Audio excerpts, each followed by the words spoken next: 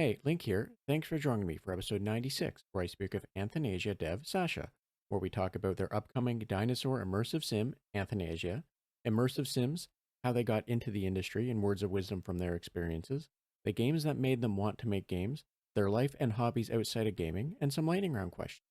Before we get started, don't forget there are links in the episode description that you can follow to learn more about Sasha as well as the podcast. Also, don't forget to like and share the episode, and without further ado, enjoy episode 96.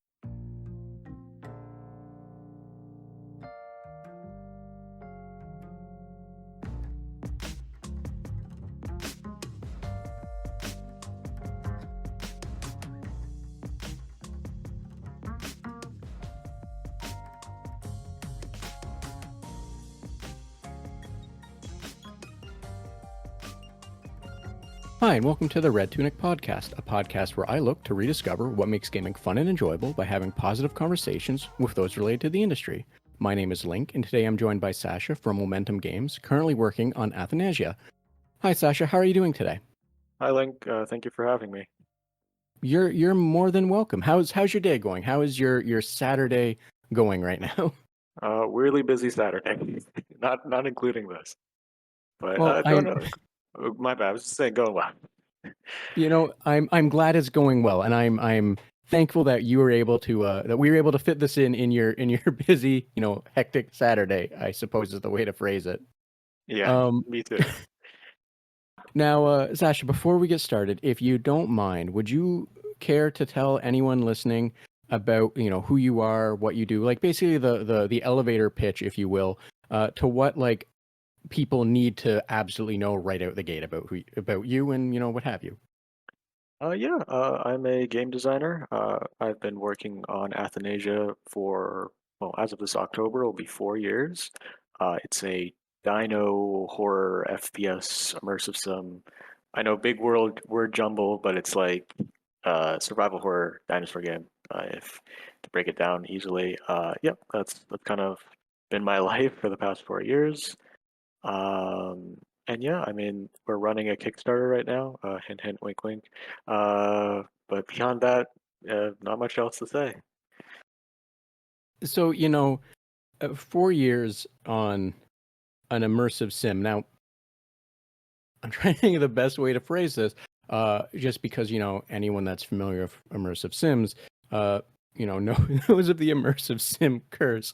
Mm. Um, how are you feeling about that after the immersive sim as a thing, not the looming threat of the curse, but how are you feeling after 4 years of working on an immersive sim when what arguably seems to be like the time that immersive sims are starting to pop up? And I don't mean that in like a negative way when I say, oh yeah, they're all over the place, but like clearly like a maybe like a little renaissance or what have you, if that makes sense.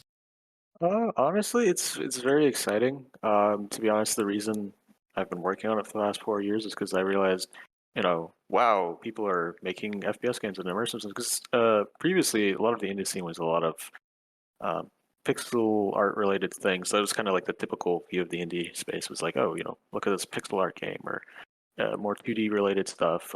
Or if it was indie and kind of like FPS or like a playing game, it'd be a lot more high budget than some of the stuff you see in general. But it feels good. It feels good to have a lot of peers in what I do, and I think it's a very supportive environment, at least dev wise. Um, but yeah, I mean, 4 years is a long time. I'm certainly getting to the point where I'm hoping to get it done, not soon, like we're gonna rush it, but I'm optimistic that I think within the next year and a little bit we might finally be done with it. A lot of lessons learned working in such a complex genre, but and also no promises on that release date, I guess, but or vague release date, but it's yeah, it feels good. It's looking good.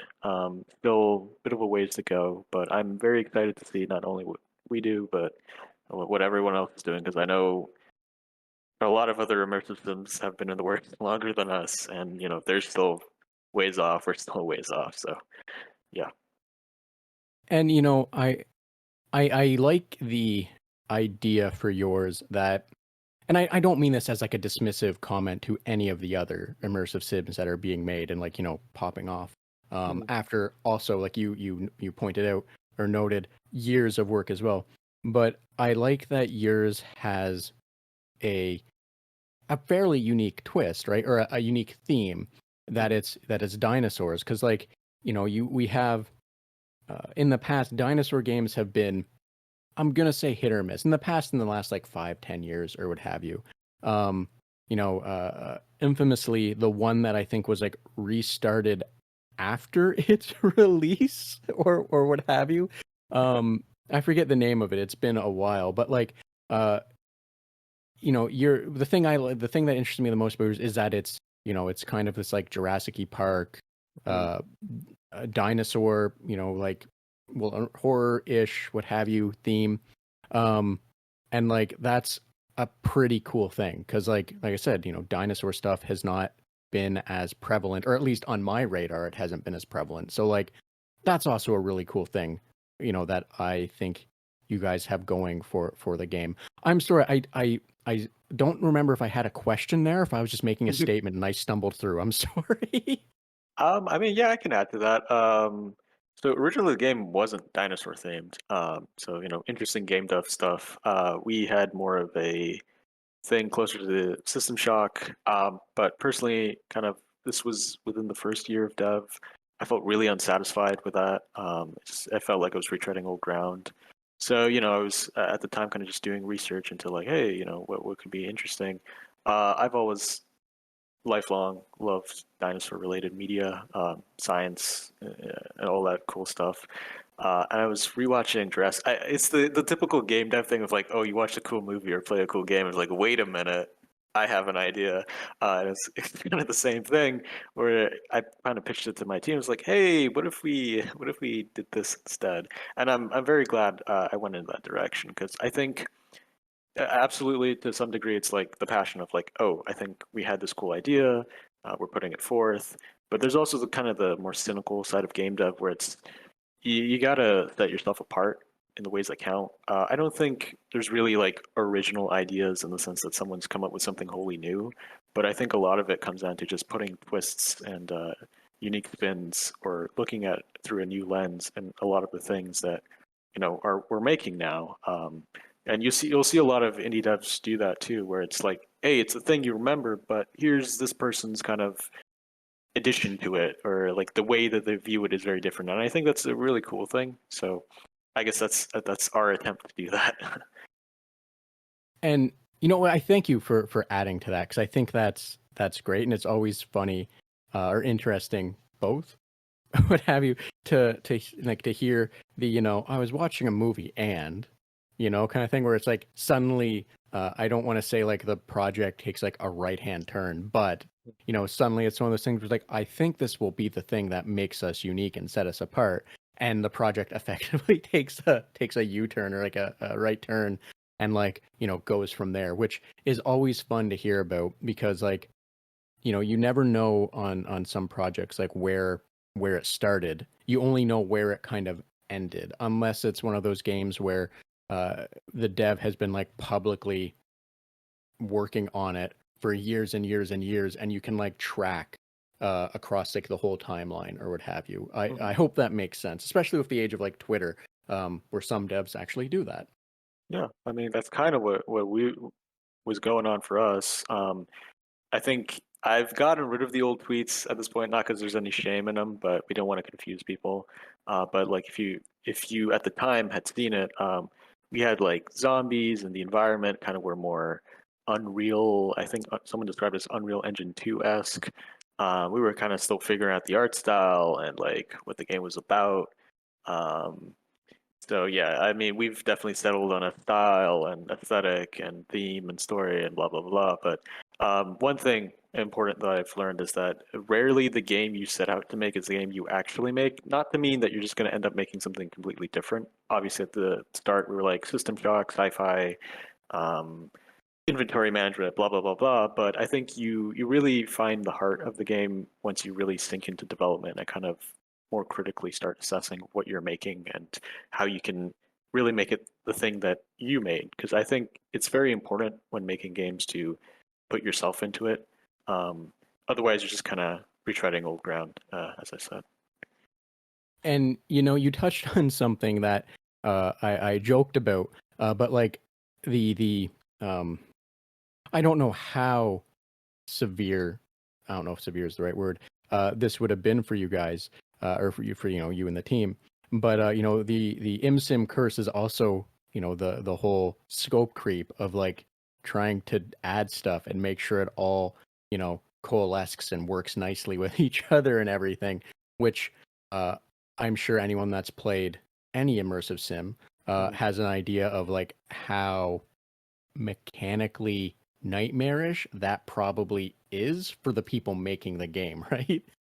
Yeah, I mean, I think I've had a lot of back and forth with team members on like, oh, they'll be like, oh, this is a cool thing we need to add to like redo. And this is something that happens in game dev regardless. It's like sometimes you reassess how certain systems are done, mechanics are done, or code wise, you want to refresh things. And that's the thing that continues very well into like near the end of development, which at that point you kind of have to lock in, I guess. But yeah, I mean, absolutely, it, it's a very big back and forth. We're thankfully at the stage, especially now that we've announced the Kickstarter and got some other stuff going on in the background, that we've kind of set the scope for the game. And while things are flexible, I guess to get into more nitty gritty game dev side of things or production side of things, we have things that we want to hit for sure, and then nice to haves. And I think it's a good way to, at least in my opinion, to approach projects like this, where this is the final product, if you want to put it very cynically. And this is the things where, hey, if we have the extra time, um, once we get everything else done, great, we can do that.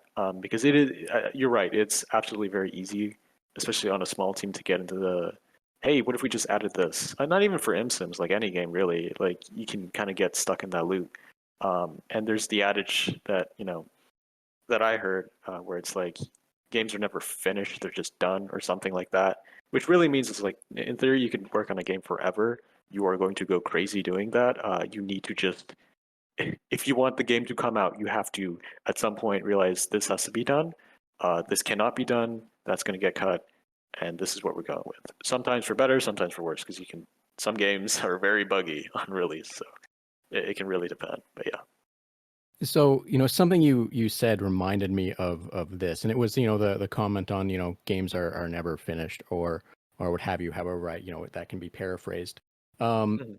there was, I think it's Quentin Tarantino. I think when it comes to his movies, his thing is, the movie's not done until the final cut, until like Yeah. that final like sound is clipped, that final cut that's reeled. Once it's put on that reel, it's done, and like walk away from it. Whereas other like for all things are some directors or some artists, painters, what have you, they sit there and go, no, I could keep adding to this for like the next 10 years.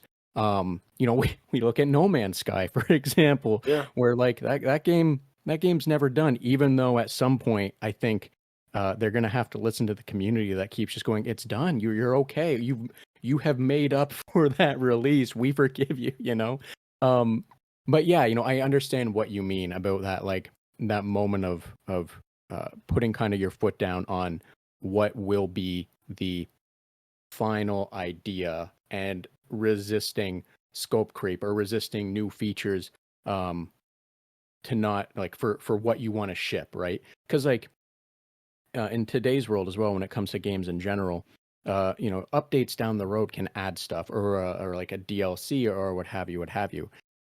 So like it's easy to be in the realm of it's not finished, but like at some point, like you said, you need to be able to say this is what our vision of a final product is, and this is what we intend to deliver. Mhm. So yeah, so like that, what you said makes perfect sense, and I have my fingers crossed, just only because it's an immersive sim. I don't mean this in any negative way, just that I know that, I think everyone knows that what can happen. I just have my fingers crossed that you guys are able to um, stave off like the creep, that one new feature that you guys like, this could be really cool, and find out it's, takes forever or whatever to implement. And I say that as a developer myself who has been working on the same project for a few years and has effectively been watching it go through scope creep and basically redefine itself at least twice in like 3 years. So like I empathetically Mhm. hope that you guys are good and able to be like, no, this is it. We're good. We're happy. You know what I mean? Yeah, I mean, absolutely. It's hard. It's hard. I mean, because the thing is too, you especially in the indie game market, I mean, as everyone says, it's very oversaturated. Which, it's not that necessarily a bad thing. It's good that people have the ability and the access to make games. I think we're better for it than not. I mean, obviously, Steam needs to do a lot to cut down on stuff, which doesn't seem like they're gonna, but whatever. Um, but yeah, I mean, it's good, but I think I lost my train of thought there. But I do think that yes, scope creep is like the enemy of game dev, and it's very tempting to get in the idea that like, oh, if I don't do this thing, it's not gonna be the unique thing. My idea is like, no, it'll be fine. If people are saying the game is good, sometimes the game is good. And in all honesty, your first game, at least your first commercial game, it's a whole process from getting it start to release. That's probably your worst game. Well, from what I've heard, I mean, your first game might be your best game, and everything else might be crap. I don't know, but um, the reality is you're just going to get better. So I think a big lesson that I've learned as we kind of are entering our hopefully last year of development for the game. Again, don't hold me to that. Is that getting games scoped early and realizing what the extent of what you want to do is very important. And sometimes you're never going to get everything. That's okay. You'll do it better the next time. Not to say you're putting out something bad now. Just it's probably great, whatever game anybody could be working on. But it's okay to be like, yeah, that's good enough. I'm going to do better next time. Yes, I understand. I agree completely. And I think that's a wonderful chance to segue to the next question. Not that I don't want to talk more about the game that you guys are working on and the process, but I have you here and I also want to, I want to ask you stuff about you, as well. So I'm wondering how it is that you got into developing and making games, and if you have any words of wisdom to share from your experiences, if you don't mind sharing them. Now, I understand as well, off the back of what was just said, if the words of wisdom is try and narrow down the scope as early as possible and stick to it, completely understandable, completely fine. However, I will shut up and let you regale me and everyone about how you got into developing and making games and some words of wisdom if you have it. Sure.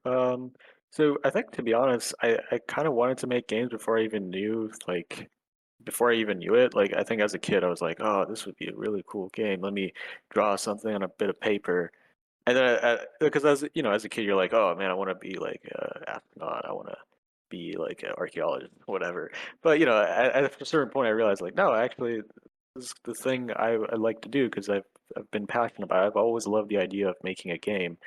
Um, and yeah, I mean, growing up, it's probably a lot better now. But and I'm not that old, I'm like 20 something, but 24 specifically. But yeah, I mean, there wasn't a lot of opportunities to learn how to make games. I think it was like in elementary school, there was like a program, like not even like a club or something, where I made Brick Breaker.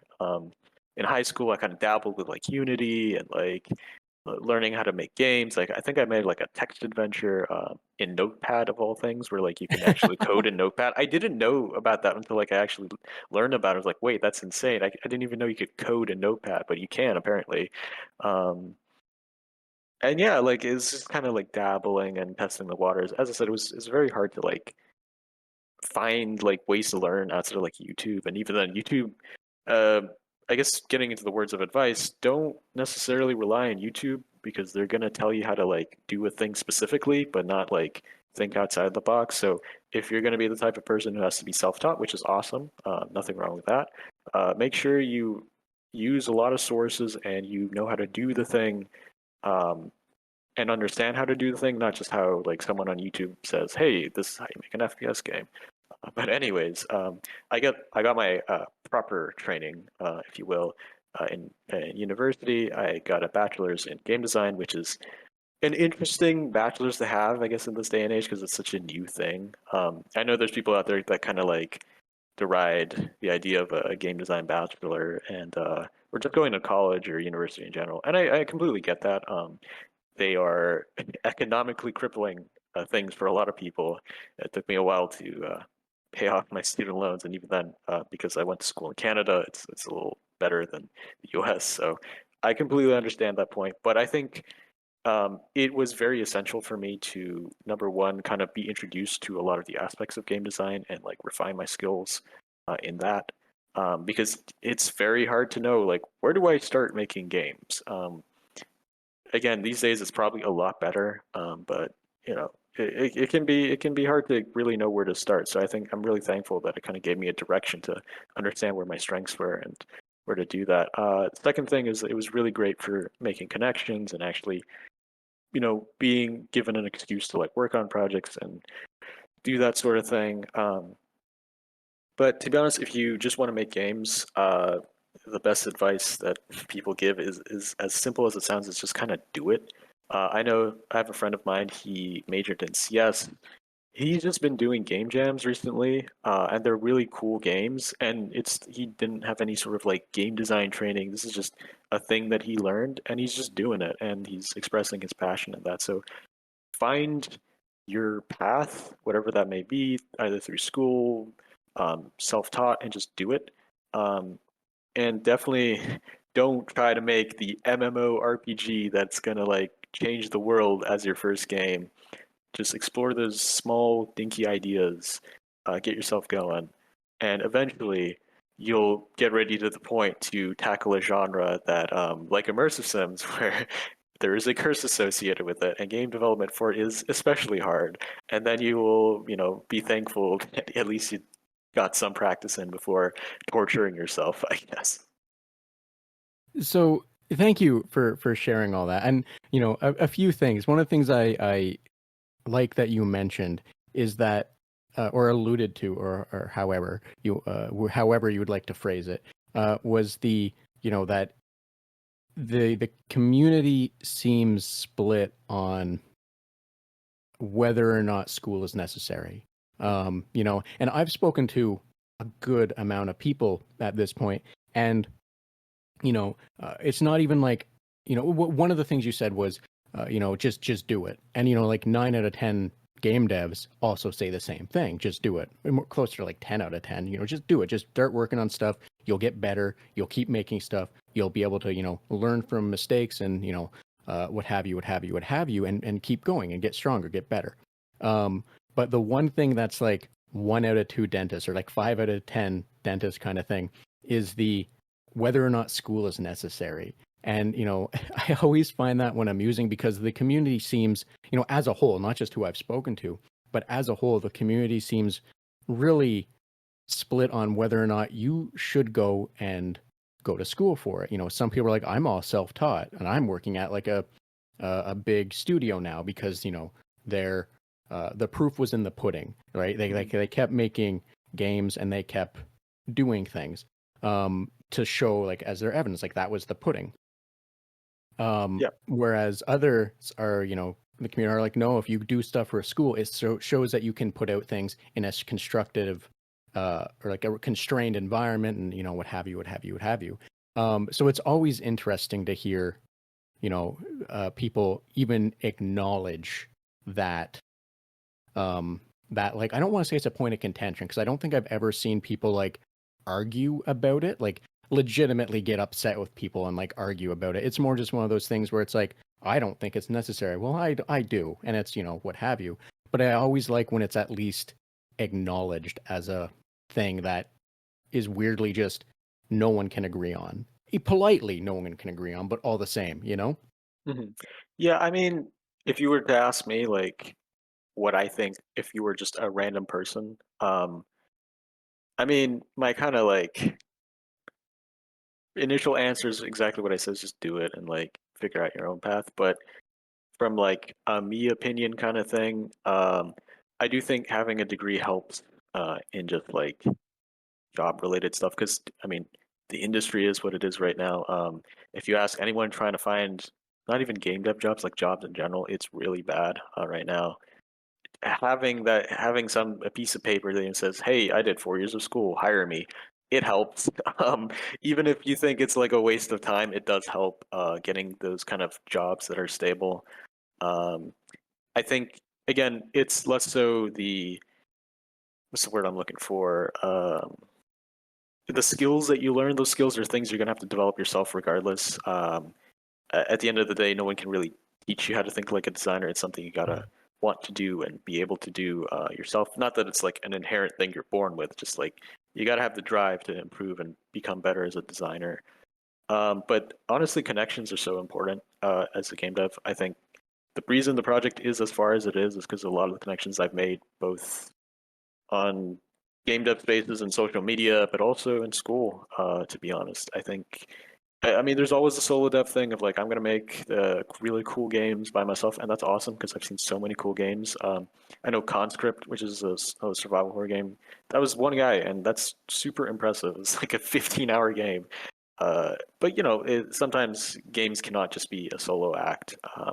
And having connections, even if it's not like team members or anything like that, but people that can give you advice, introduce you, uh, it can be really valuable. And like having a space where you can meet peers like that, I think, in my opinion, is really valuable. So that's like my like actual answers. Like I think it's good, um, but do what you want, I guess.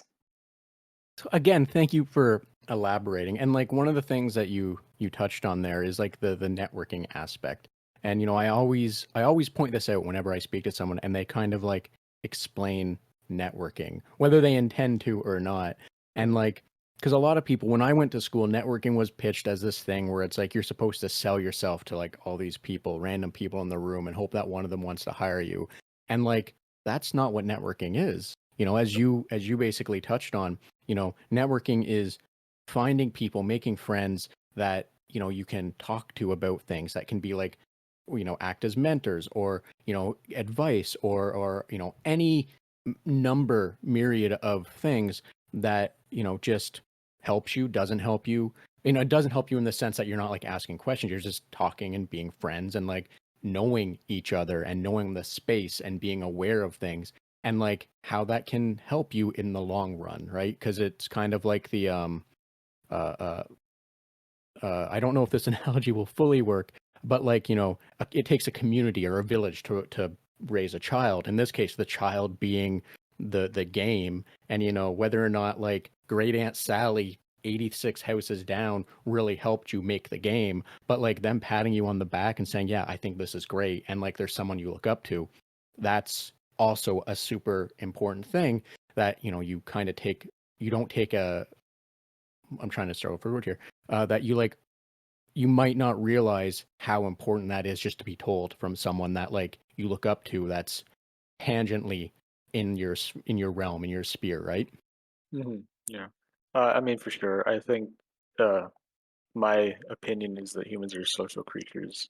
Even the most introverted people need somebody in life to just help them out. I think we're better off for it because I think it's very hard to do things entirely alone. And I mean, it doesn't hurt to even if nobody ends up like finding you that one piece of advice or like business deal or whatever. I don't know. It's just good to have people in your corner, especially in the indie space. I think the indie space these days, especially, it's just having those connections. People are gonna like rep for your game and like, um, when push comes to shove, like release, Kickstarters, whatever, you want those people in your corner to be like, hey, this person's cool.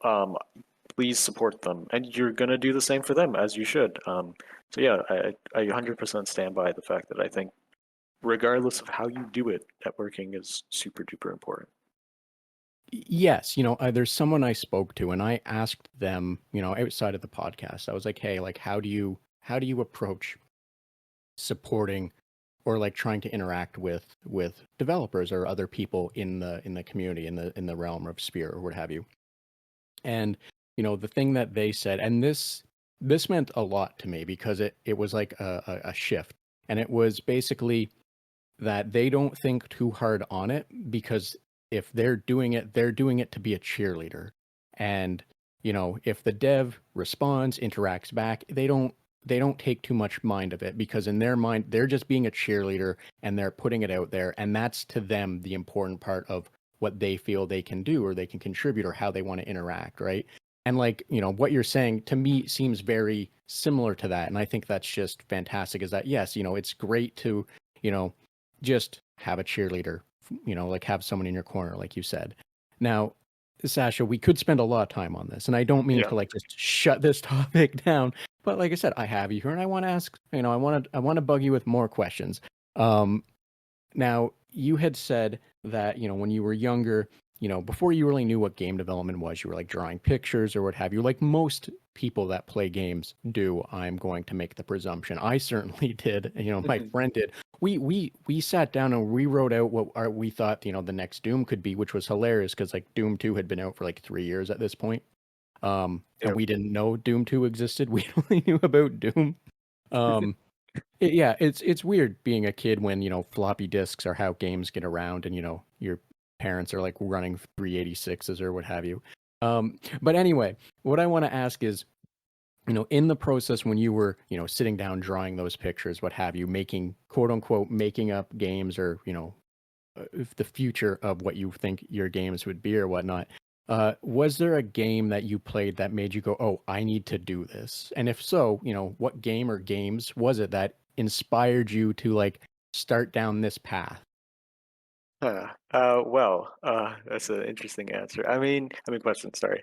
I'd say, I mean, this is gonna be super surprising, but Turok Evolution on the GameCube was like, whoa, there's a game with dinosaurs on like the GameCube. Like me as a kid was like obsessed with like Jurassic Park and all that stuff. Was like that. I was like, yo, that's something I gotta make. So yeah, I mean, but I mean, I think a lot of my games in my childhood were really maybe not formative to the games I want to make or the games I'm making now, but I think as a kid, especially, I think you don't quite understand games that the way you do as an adult. Especially as a game dev, you kind of know where all the like strings on the puppets are. Let's put it that way. Not that it like ruins games by any metric. I mean, this for me, it's still very easy to immerse myself. But like, there's the sense of like wonder of like, oh, these games literally like, I'm sure there's like so many secrets or things I don't know, or and that I think that's the sort of thing that compelled me. That kind of also drew me to a lot of the games I'm interested in now. I think I love games with exploration, um, and the idea of like exploring spaces, and that maybe the first time you play the game is not the it's not going to be the thing where you see and do everything is a really fascinating concept to me because I know there's this idea of like content, like oh the players got to see every bit of content because we spent like $10 million on it. Um, but I wish that I mean I can completely understand where it comes from, but I wish that wasn't the case because games like Dishonored, Prey, in System Shock, I love the idea of that like I could play through this game and I could just discover something the fifth time I've gone through it that I've never seen or thought about before. And that I think that really compels me as a designer that like I like that idea and I like the possibility of what games can be. And of course, as I got older, I mean, a lot of my favorite games kind of more solidified, like the types of games that I'd want to explore and the ideas that I'd want to explore. So, long-winded answer is like it's interesting where you end up, I guess. Yes, I completely understand and agree, with that. In all things in life, that it's interesting where you end up, because you never really know like what one door is going to lead to, because this is hallway connected to a hallway connected to a hallway, and suddenly you're out in a field and you're like, huh, that's interesting. I don't mean that in a negative way, just huh, okay. Um, Now I have an unrelated to gaming question for you, because it sounds like as a kid you might have been a dinosaur person. And as the joke goes, like all little boys and girls, at one point decide, if they're gonna, if they're gonna be a dinosaur kid or like a horse kid or an animal kid or whatever, and like they pick a favorite. Yeah. So with that in mind, what's your favorite dinosaur? This is it's gonna be the most basic answer ever. Basic answer ever. I thought I swore for a sec. Uh, T-Rex. It's just the coolest. I'm sorry. It's like I know it's super basic. It's the most popular dinosaur ever, but it's like I don't know. I mean I'm not that obsessed with it. Like I don't know all the super amazing facts about dinosaurs. I mean I know a lot. Even to the point I read like scientific papers at times, but it's just like every time I read a paper, it's like, oh yeah, T-Rex was even bigger than we thought, or it could like crush a car with its mouth, or like there's it's just like, oh, this is the coolest thing that has ever lived. And I know it's like the most popular dinosaur, but I just it's just it is what it is, I guess. Fair enough. Like I don't. I'm trying to think of the right word here. I don't think myself or anyone would ever look down on you for it being a T-Rex, Like, I know that there are some people if you ask that to, and they're going to have this like wildly, and I don't mean this in a negative way, but they're going to have this like wildly, like, I'm going to say niche just because all things considered when it comes to dinosaurs, like favorite dinosaur. And it's like, they'll know like, the exact period that it survived and all these fun facts about it. But at the same time, it's like, some people, you just like what you like, and you can like it for the most basic reasons. Like when I asked you that question, I was thinking to myself, I'm like, do I even have one? And I don't know the name of this one. But like the image that popped in my head, one was the T-Rex, because like Mhm. you said, the T-Rex is like just it's a T-Rex. It's awesome, right? And Yeah. like you have like the T-Rex, the Velociraptor, or like what we think the Velociraptor is from Jurassic Park, because semantics. I don't think that is what it was. Anyway, I don't know. Um, Yeah. I don't know. But like I was thinking, I'm like the one that popped in my head is that weird looking boy that has the spiky tail, has like the turtle shell back, the turtle shell head with like the spike crowns. I don't know the name of it, but I'm like, Ankylosaurus, I think. maybe I'll trust you on that. But like that popped into my head. I'm like, I think that would be the one if I had to like pick that wasn't if someone said not a basic one, you know what I mean? Mhm. But I only know it by like by the image. But anyway, sorry. We're getting off track here about, about that.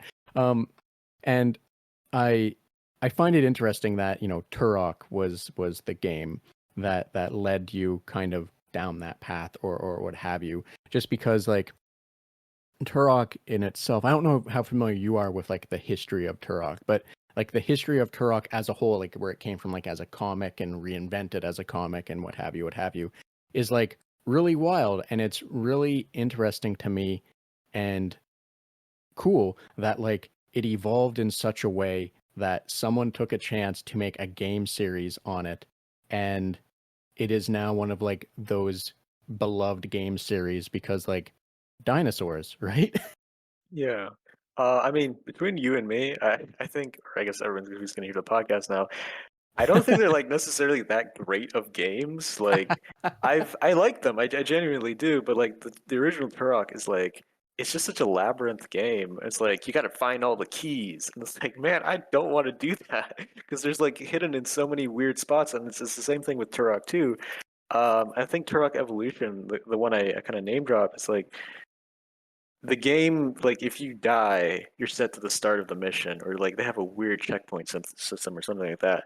And they're like, that's terrible. But like they're kind of fun enough where it's like you get to see like the possibility of what Dino games could be. But if there is a Dino game that I would say like more so has inspired what I'm working on now, it would be Dino Crisis. Though granted, I didn't grow up on that. I more recently played it, probably like a year before I started working on the project. But yeah, I mean that would be the game where it's like that's. I mean, survival horror dinosaurs. They had a genius idea once, and I don't think anyone has done it. Well, up until now, there's so many other games coming out like that. Uh, uh, up until that point, really. So yes, I understand Dino. I rented it years and years ago, or something along those lines. And yes, it was a fascinating game, and it's one of those games that's on my radar of like I would one day like to be able to go back to it. I have a massive backlog that stands well in its way, but I understand what you're saying, the appeal of it, because like it was basically Resident Evil or Parasite Eve or what have you, with dinosaurs, which is great, interesting. On the topic of rock being confusing, iffy. I don't know the right way to put it, how I would put it, but like I'm a give me a yellow paint. Like I'm a yellow paint boy. I want that Mhm. yellow paint. I'm big dumb. I largely get lost and confused when it comes to like you have all these options to find something. It's like just give me the min map. Just do it. I want to know what I'm doing. And that's I hear you. I agree completely when it comes to the old Turoks, that like, they are very much like, where am I going? What am I doing? Please, I just tell me where the key is so I can go to this level. Thank you. Yeah, I mean, I think it's this thing where even exploration heavy games, there is a unspoken balance, and it really does come to a game design kind of thing where if it's too obscure, you're just gonna turn off a lot of people. But maybe if it's too easy, there's the people who really like the exploration are gonna get turned off. It's all about balance, really. But I think there are times where even as a designer, I scratch my head and be like, what were you thinking? And it being on it being the Nintendo 64 era definitely doesn't help. Just because they were working from a design philosophy that had a lot of what it could and couldn't be dictated by the limitations, right? So like when I not intentionally speak ill of the confusing nature or what have you of it. It's not like this is horrible because it's just like I understand why and how. It's just one of those things where it's like I really wish I just knew where I was going. Like I just Mhm. wish that I didn't have to pull up like a walkthrough and be like, oh, okay, so I missed the thing I needed to do and have to like backtrack a whole level or what have you, what have you, what have you. Yeah. I mean, yeah. It's just it can be interesting how games age super well, like Half-Life, and how games like Turok need like Night Dive to, if we're being honest, really make the game a lot better than it was when it came out. Yes, I completely understand and make it more approachable, even from like a technology standpoint, right? For sure. Now, Sasha, I do want to ask you this. I'm curious for you for outside of gaming, because like you said, you've been working on this for 4 years, and I can't. Well, I I shouldn't say it this way. It'll sound like really negative and dismissive. But like I imagine, there we go. I should put it in a positive light. I imagine your whole life is not 100% strictly devoted to game development. So like outside of gaming, and if the answer is just more gaming, that's perfectly acceptable as well. But outside of gaming, like what is it that you do enjoy doing, and what do you do to relax? If you don't mind speaking to that. Oh, no problem. Well, first thing I will say is that I know it's easy for indie devs like myself to kind of get into that grind mindset. Personal opinion, feel free to disagree, but I think it's healthy to not do game dev 24/7. I know some people really rely on it, so of course, to be fair, it can't always be perfect. 9 to 5 job for all of us, as much as I wish it could be, because I think a lot of indie devs they deserve funding and the ability to work on their games with fair hours in their life. They don't have to do crunch or whatever. But anyways, to actually answer your question, yeah, I mean, obviously I do play games. I think it's important as a game dev to play games. I know there are people who say, "Oh, I don't have time for games," and it's like that's fine. I mean, life, kids, um, whatever else could be going on, it can take up time. But I think, especially if you want to be a game dev or as a game dev, it's important to know what's going on in games and also remember why you even got in the hobby to begin with. Otherwise, it's just a job. But yeah, I mean, games, obviously. But I love reading. I'm reading Children of Dune right now. Slowly working through that series. I do art occasionally. I won't say I'm like the most amazing artist, but I do. I think I've been improving over the years. So it's less so like a hey, I'm gonna post this on Twitter thing, and more so just personal. Like, oh, I'm gonna draw this funny thing that came into my mind because I want to. So what else? Let me think. I've kind of gotten into well, unsurprisingly, like doing like Warhammer minis. Not like super regularly, but I've kind of gotten into it a little bit. I've actually been working on a Metal Gear Wreck model on my spare time. I just kind of put YouTube in, and it's occasionally therapeutic. I say occasionally because sometimes the pieces on that thing are a nightmare. Um, I mean, I think exercise is important. I used to be a bit more of a fencer, actually, funny enough, but I kind of dropped that because life's been busy. But getting exercise, I would say, is important for me, and I feel for a lot of people, it doesn't have to be strenuous, but it does help to go out and do stuff. And yeah, I mean, I love film. Uh, I think there's this kind of joke or meme or whatever about like game devs are just trying to make their games more like movies than games. And yeah, I mean, I think there is like room for that because books like games like Disco Elysium, arguably half that game is a book. But I think there's space in our medium um, for games that could be a little more like movies and games that could be like more like books. I don't think that's too much of a problem. Hopefully, it's just at the end of the day they remember it's a game. But yeah, I mean, I love film. Uh, yeah, I mean, I don't know. It's kind of hard to debate like what's a hobby and what's not a hobby. But I think they should cover it. I don't know. Yes. Wherever you feel is the place to stop, I guess is the best is fine. Is good. I don't know how to I don't know how to signal to you that yes, I whatever however you feel the answer is good enough. You know what I mean? Like Yeah, it just feels like a weird place for me to say, "Oh no, that's good enough," right? 'Cause it's like I'm on a horse. I'm not on a horse, right? yeah. Um Now, a few quick follow-ups from that one, and the one is, when it comes to Dune, and I'm gonna ask this one specifically because this is very much how my partner has attempted to work through Dune.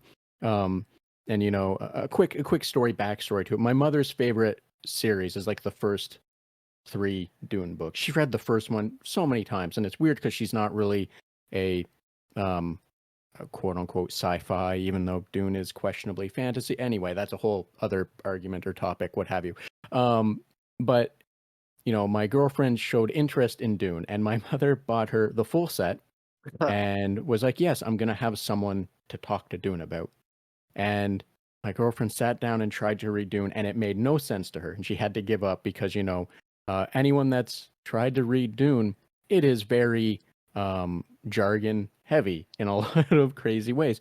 I'm wondering if you had, like her, if you had to see the movies first before any of that made sense, or if you were able to just read the book and it was, crystal clear what was happening.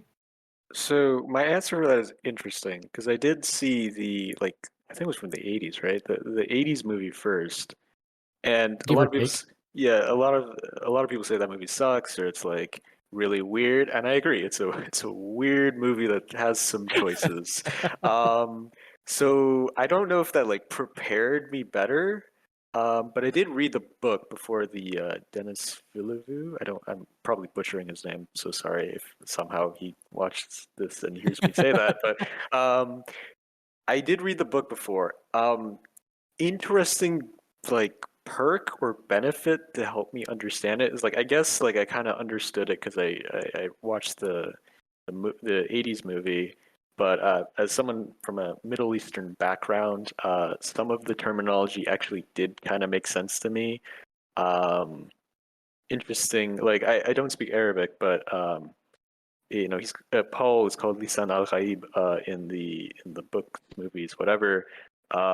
And I think it was my dad who pointed out to me that Ghaib is it kind of means like, or in Persian, it's the word would be ghaib, which means like it's not there.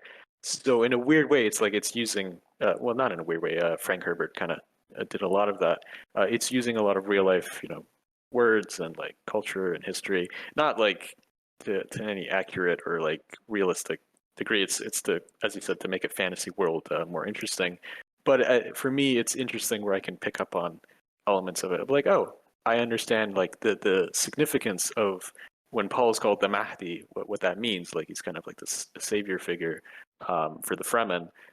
So in a weird way, it's like I have this kind of cultural uh, I don't know, backlog or background that helps me kind of understand Dune a little better. That said, outside of that, there is a lot of weird stuff like the voice and like the planets and like the how the political system is. But I like Game of Thrones too. Like, and by that I mean I was one of those book readers, so like that kind of dense political stuff is kind of my kind of thing. So maybe it was just a little easier for me.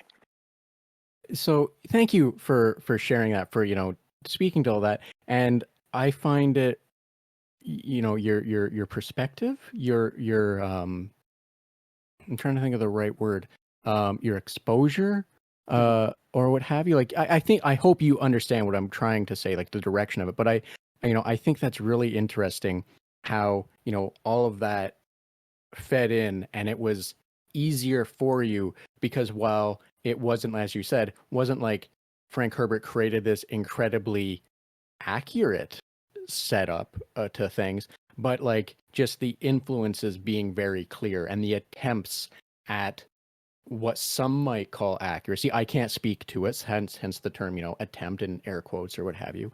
Mhm. But thank you to speaking that, because I think that's a really interesting like approach or exposure, or again, the magic word that I don't have there, but we're in the right realm, I hope.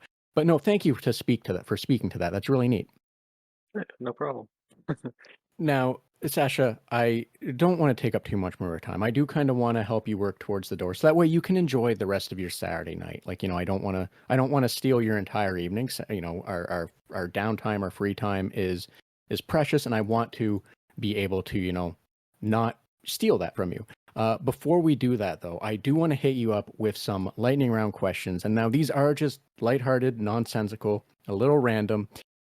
So if you're cool with it, I'm going to hit you with a few of them, and just a heads up, they are, they're quick, no judgment, so feel free to answer them however you see fit.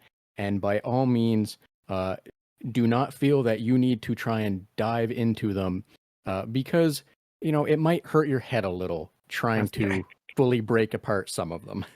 Yeah, no worries. Let's do it. Awesome. So I'm just going to start pulling them up there. Which video game character do you think is most likely to say, "I'm not mad, just disappointed in you personally"? Okay, well, the immediate thing that popped into my head was Kratos because I'm just so used to his like dad Kratos at this point from the two most recent games. So I guess him. Yes, I can relate to that. I feel that a lot of his responses in the game are very much just him saying, "I'm not mad, just disappointed" in different ways, right? Yeah, really, honestly. Like, there's a lot of range that can come from boy, and it's kind of scary how sometimes you know exactly what he's trying to say. It's, yeah, you just like anybody is like, I guess has a well has a dad. I guess it's a weird way to say it, but you kind of sense the like, I'm not mad, I'm just disappointed vibe. I guess that could apply to a lot of video game dads because that's such a big thing these days. But yeah, Yes, exactly. I don't think that's a bad thing either, really. Anyway, yeah, I'm falling into the trap that I told you to avoid, and that's thinking too much on it. So I'm just gonna move on to the next one before we go down a path. no worries. If the cast of your favorite video game was replaced with guinea pigs, do you think you would still play it? This is an interesting one because like I have a couple favorite games or games I consider favorites. System Shock 2 would be a very interesting game with guinea pigs. I think Persona 4 would be very cute with guinea pigs. Half-Life would be interesting with Half-Life 2 would be very interesting with guinea pigs. So would I still play it? Absolutely. Would it have the same would it be on the same pedestal that I put it? I don't know. So, thank you for that. Now, a quick follow-up. Again, I'm falling prey to my own, what have you. Do you think if the Persona characters were replaced by guinea pigs, instead of them being personas, they would just be fursonas? As I guess so. And look, we're not gonna sit on that. I'm just gonna move right on, moving along, moving Yeah, along. yeah, yeah. What video game character do you feel is most likely to text you a picture of their feet at 2 a.m. and ask, "Do you think these look the same size?" This is an awful one. Again, I don't know why the first person that came to my head was like Dante from DMC. It's just like he seems like kind of an idiot, so he just send that to you or something. I don't know. I guess him, yeah. You know, in between the pizza and the demon slaying, he just, he's up at night, and that's the burning question in his mind. Not anything else. Just, are my feet the same size? Probably. Sasha, thank you very much. Thank you for weathering the lightning round with me. My apologies for me falling victim to my own, my own what have you, or trying to drag you in with me or what have you. But thank you for weathering that storm. Now, as I No said, problem. I don't want to take up too much more of your time.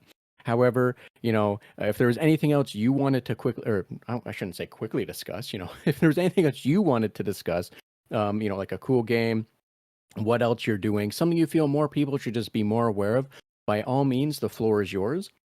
As well, please let everyone know where they can find more information about you, which will also be including in the episode description. And I apologize, I should have said this at the top or what have you, that by the time this episode comes out, unfortunately, your Kickstarter campaign will be complete.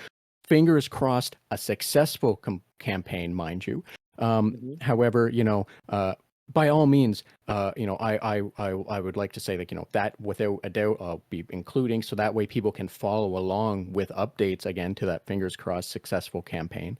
But I just wanted to throw that one out there because I forgot to be more clear on that in the at any other point or what have you.